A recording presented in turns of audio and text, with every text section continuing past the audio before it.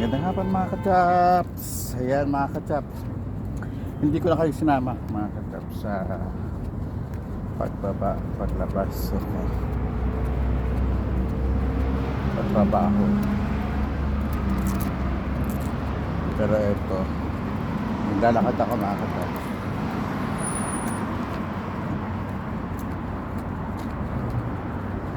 Papunta sa church. Doon ako nakatira ngayon sa church. And of course, dadaan tayo dito sa may tindahan ng isda. Bibili tayo ng isda para ulam natin. Gusto ko magano, nagkikrave ako ng paksi.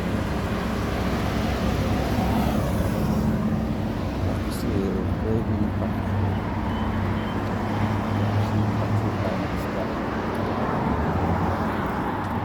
Hasa-hasa. Yun ang mura.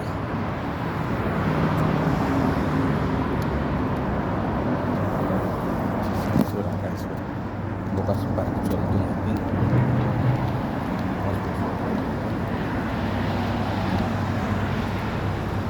Of course. Tipid tayo. Bili lang tayo ng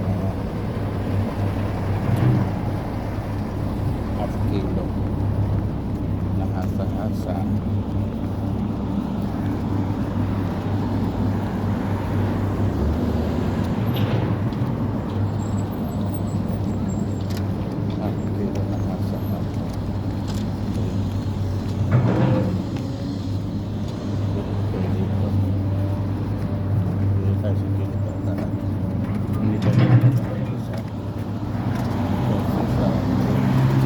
Pinagambakan nila na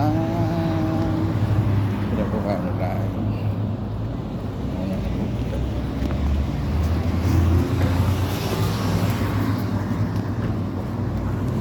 So naglalakad tayo, kainitan. Init lang, 43 degrees. Imagine 43 degrees. Pwede ka na mag-prito ng itlog. Hotdog. Labas mo yung kawali sa labas. Patagalan mo ng konti. Tapos lagyan mo ng mantika. Ayos, makakapagprito ka na. Ganon katindang init dito sa Saudi mga kachaps. Dito. Madalang ang ano rito, ulan. Madalang umulan dito mga kachaps. So masaya na sila rito mga Saudi. Masaya na sila rito pag umulan. Para sila mga palaka. Pag malabas sila, natatapos sila. Ganun mga kachaps.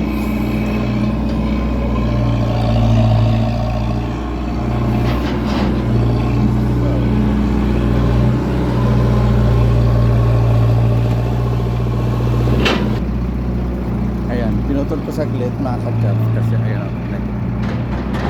naghuhukan dito yung sa likod ko.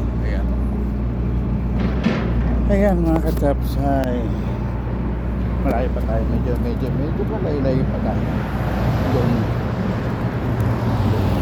doon mandaron pa yung tindahan ng isda. Pagkaso nga napaka-mahal doon. Mahal doon ang tindahan ng isda. Hindi na tayo magagawa. Ilaabot ng pera natin. Tapos pa tayo mag-sweldo. Bibili lang tayo ng lahat ng kilo hasa-hasa. Pang-ulam natin ngayon. Anyway,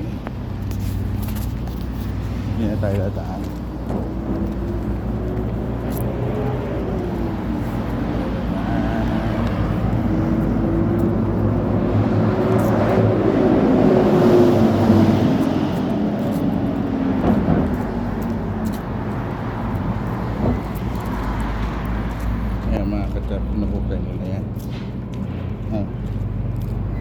naglalagyan nila ng ano yan,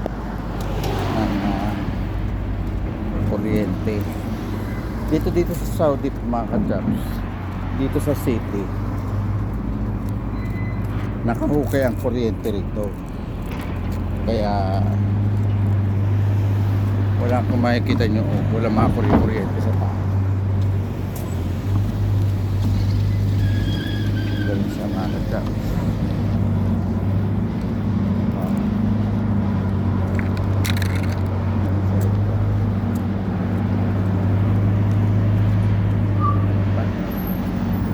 Malayo pa tayo. Malayo pa tayo.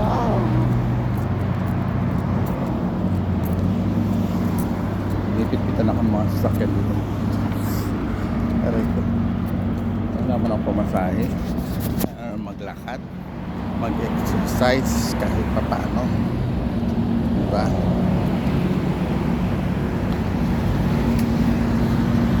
Yan.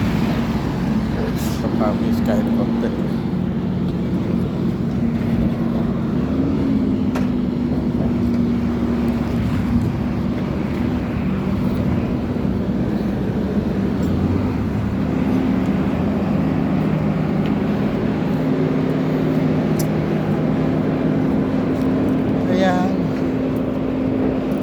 Ngayon kabado pa rin mga ka-jobs dahil dun sa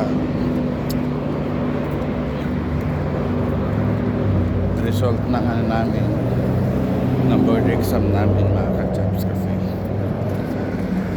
diba, ewan ko, minsan namimiss ko na magturo din kasi matanda na tayo para sa private school. Kasi karamihan ngayon mga ka-jobs halos ng school ng private puro board passer na tinatanggap. Kaya tayo ng ganun. Tsaka mga ka-jobs, hindi pa tayo sure kasi yung curriculum na ngayon. Kailan pa tayo graduate? 2004. Umalis tayo sa Pilipinas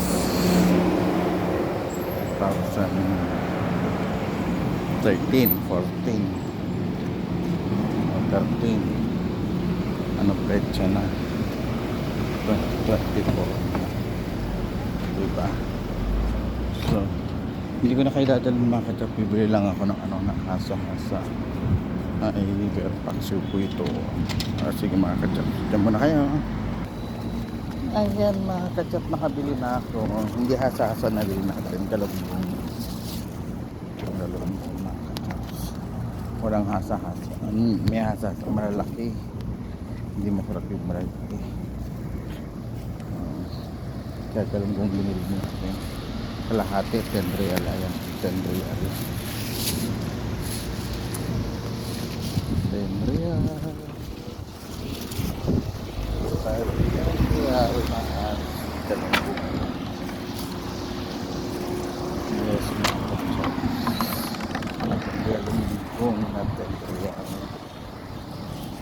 so hindi ko na pinalinis mga ka-jobs kasi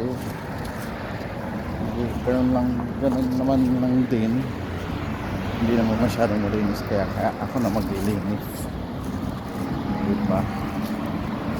Tayo na maglinis kaysa ibang maglinis. At least malilinis natin na maayos, diba? So yan, piprito ko lang ito mga ka-jobs. Yes, prito na mantika naman ito.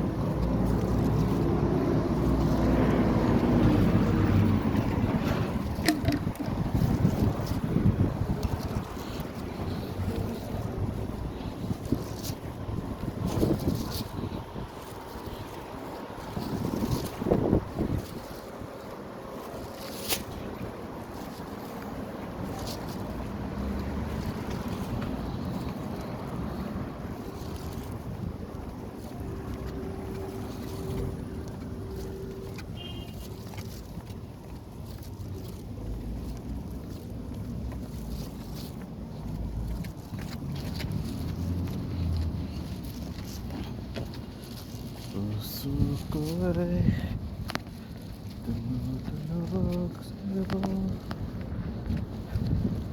Init talaga mga ka-chaps. Pag wala kang sasakyan dito talaga tiis sa paglalakad.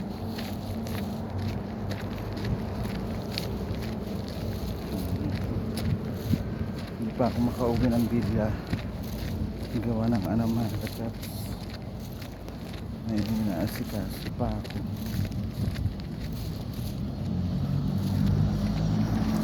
Nakasweldo bukas, umpisahan natin yung yung church.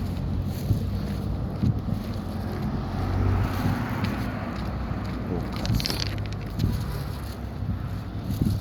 Yes, bukas. Bukas.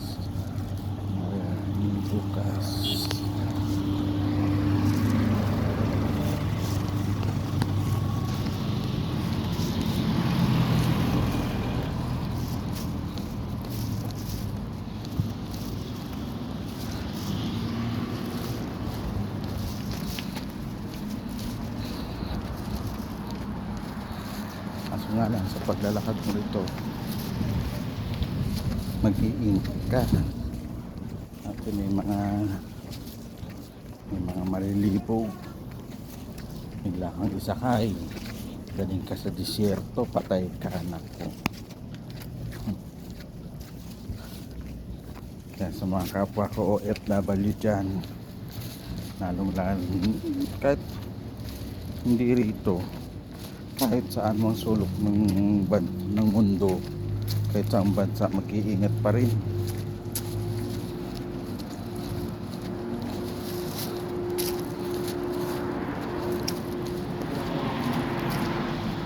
Sobrang init.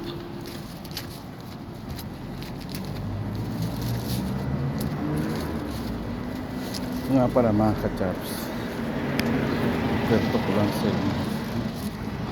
Hirap talaga pag OFW. Kala nila malaki ang sweldo mo, lagi kang inaasahan. Oo, lagi kang inaasahan.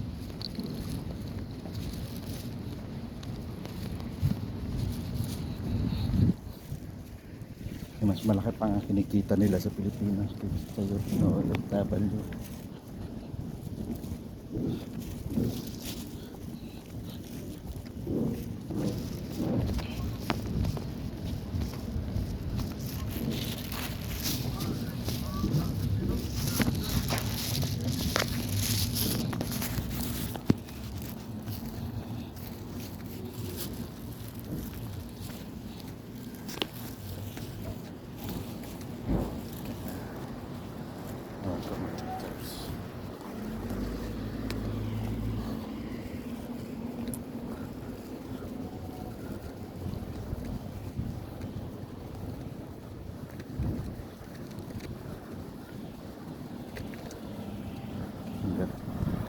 Hanggat hindi nila nararanasan, hindi nila malalaman.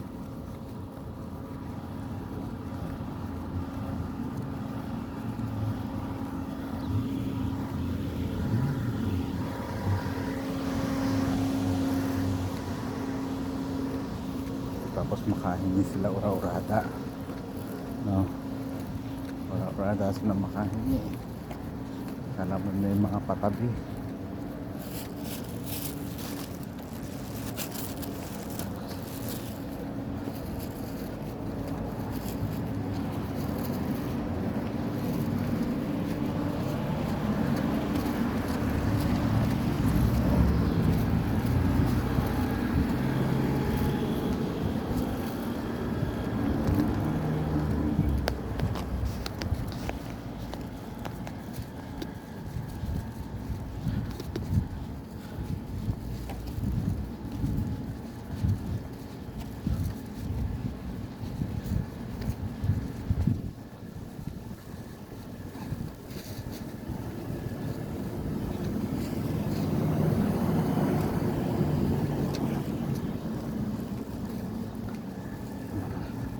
Ayun na, marami na tayo na sa chaps.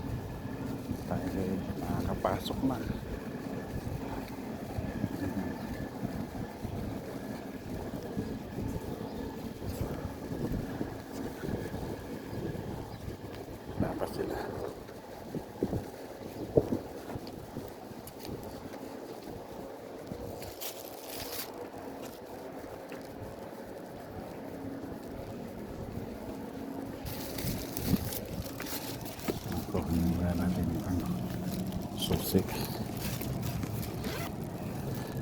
Susi.